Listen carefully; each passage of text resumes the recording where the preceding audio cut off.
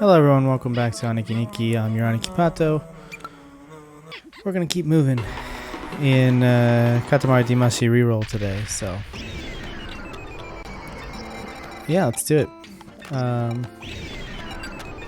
We're gonna work on the main stars, I think, from here. So I'll make a star 6, yeah. We'll just make star 6.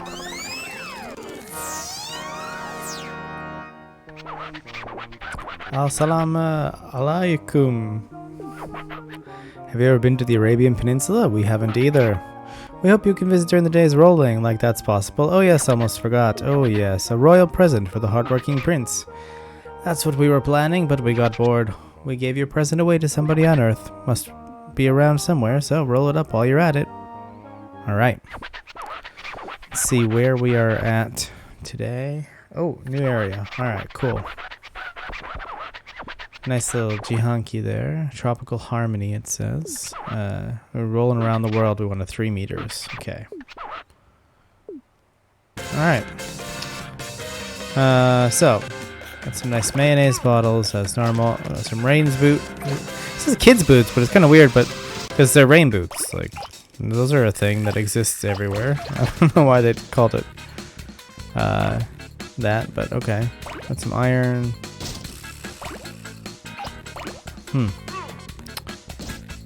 Yeah, I guess this stuff is more international stuff because we're rolling around the world rather than specifically Japanese stuff. It's okay though. So, what does this trash can say? Let's see. Machi o utsukushiku. So, keep the town beautiful. Nice little. They do put messages like that on all this kind of stuff, so it's accurate. Whoops. So I was telling, stories based on my experiences in the last couple episodes, and I remembered my first day in Japan. It was probably one of the most stressful days of my life, and not maybe for the reasons you would expect. The trouble actually started in America before I even left. So a little background. I was working at a company in America, and I had really wanted to move to Japan. So I was introduced to an ALT company by a friend, which was, that's fine. That's what a lot of people do for that, especially for their first job in Japan. So my original plan had been to move to find a job after I moved to Japan. Go on a tourist visa, look for a job, and I figured if I was in Japan, it would be a lot easier. But I ended up finding getting, I guess, recommended for a job beforehand, before I left. So I had already rented a 1-month apartment in Tokyo in the idea of job hunting. So I thought, well, I already have my plane ticket, I already have my apartment, I'll just go and hang out for a month, and it'll be cool. So, sounds pretty good so far, right? Well, that day, the day I left for Japan, I got all my stuff, I said goodbye to my family and stuff, a little upset, a little lonely, whatever. So I get on the plane from my hometown to the layover point, which I believe was Chicago O'Hare Airport. It might have been Detroit. I don't quite remember. It was one of those two. But so I got off and I was going to, go find my flight to Japan when I realized, I went to the desk to ask them something, like to make sure that my assigned seat and gate was correct or something like that. And I realized I couldn't find my passport. And I was like, oh my god, did my passport get stolen? Did I drop it somewhere? what could possibly happen? Oh my god, I'm gonna get to Japan and they're gonna be like, you can't come in, and I'm gonna have to go back to America, and I'm gonna have no way to contact my family because I already canceled all my phone and everything. You know, like I was freaking out. So the lady at the desk was so nice, she was like, okay, well, let's, like, where do you remember, when was the last time you saw it? And I was like, I don't know, I thought I had it on the plane, I thought I put my boarding pass in it. And she's like, okay, I'm gonna call the plane that you were on, and I'm gonna have them check. Do you remember your seat number? And I was like, yes, I still have my boarding pass for that plane. So I gave her my seat number, and luckily I have, for some reason, I don't remember doing this, but I had put my my passport in my seat pocket. So one of the flight attendants like ran over, because I did not have a long layover time. It was like a half-hour layover. That was also part of the incredible stress. So, you know, that was fun. So, you know, that's already pretty harrowing, right? I get on the plane, I relax a little bit. I arrive in Japan. I take a train from Narita to Shinjuku, because that's where the housing office that I had contracted this apartment with was. And I get my key, no big deal, right?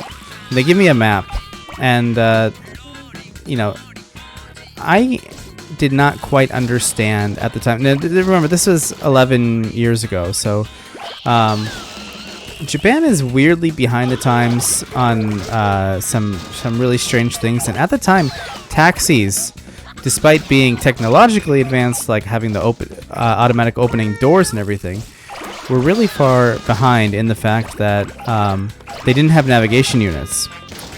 Like, this is a time where, you know, it's not as common as they are now, but still, you know, lots of people had navigation units. I had a suction cup Garmin in my car at home, you know, so why wouldn't a you know, professional driver have one? So anyway, I went to Shinjuku, I got my thing, I got to the station that I was supposed to be at, and I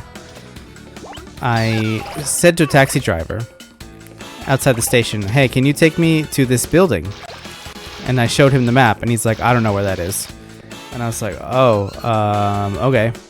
So I have the huge, you know, I have my whole life packed up in a big suitcase, and I'm dragging this around, and it's very heavy. And I'm very tired. I've been on the plane for, you know, 18 hours or whatever. So I'm like, I guess I'll walk. It has directions.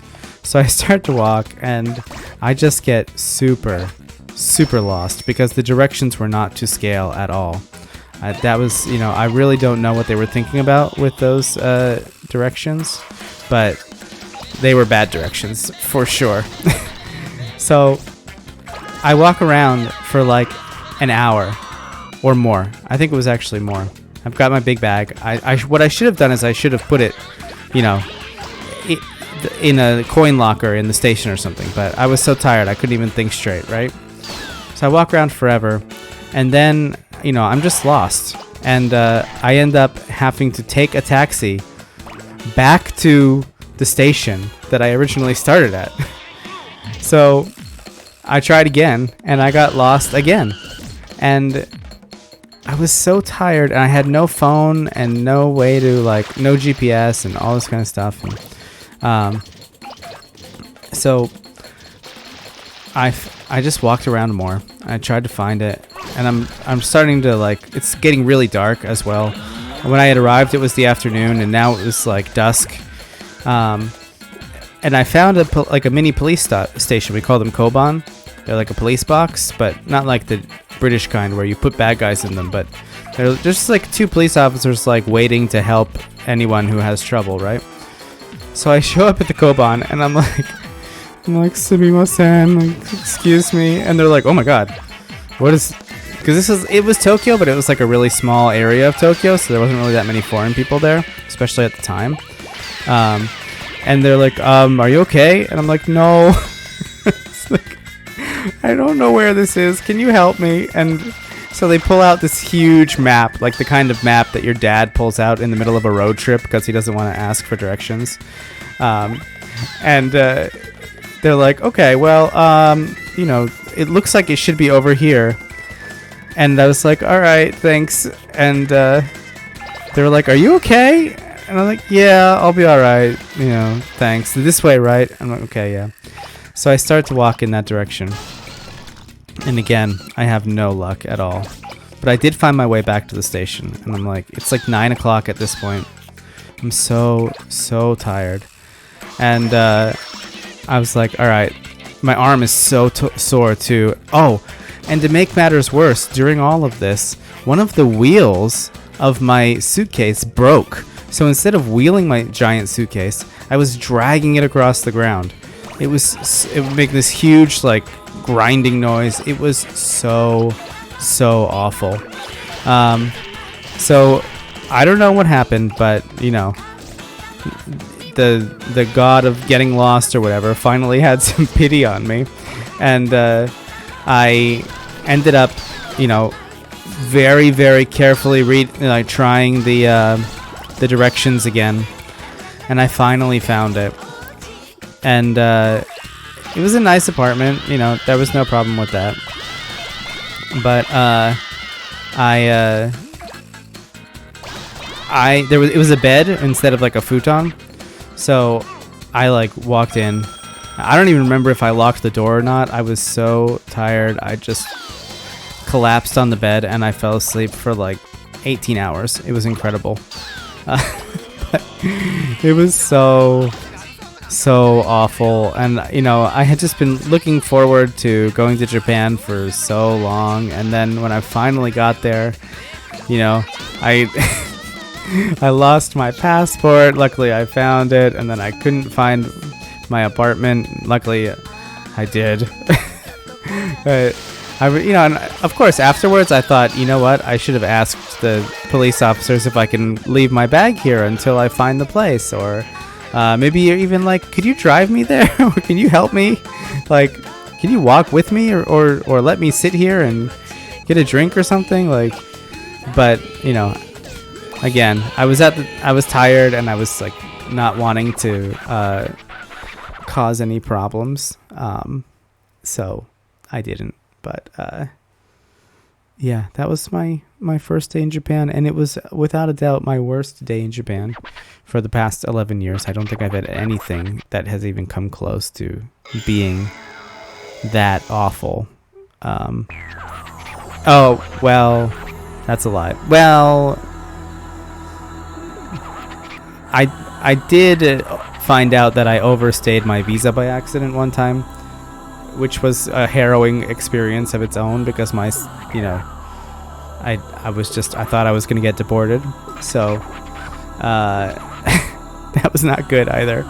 But I think still this, getting super lost and having no idea where I was probably the worst.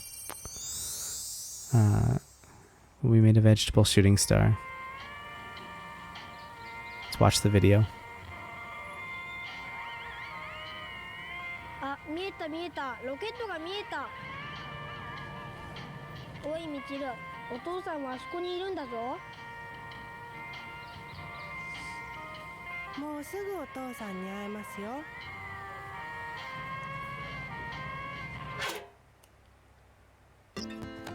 All right. Oh, also thank you to my good friend Sam, who looked up. It turns out I was not going crazy. It was dubbed in the PlayStation 2 version, and for whatever reason, for Katamari Reroll, they were like, "No, we're using the Japanese voices." So there you go. All right. Well, that's our star of the day. That story ended up taking a lot longer than I thought it would, but hey, you know, maybe it was interesting. I hope. All right. Have a good day. See you next time.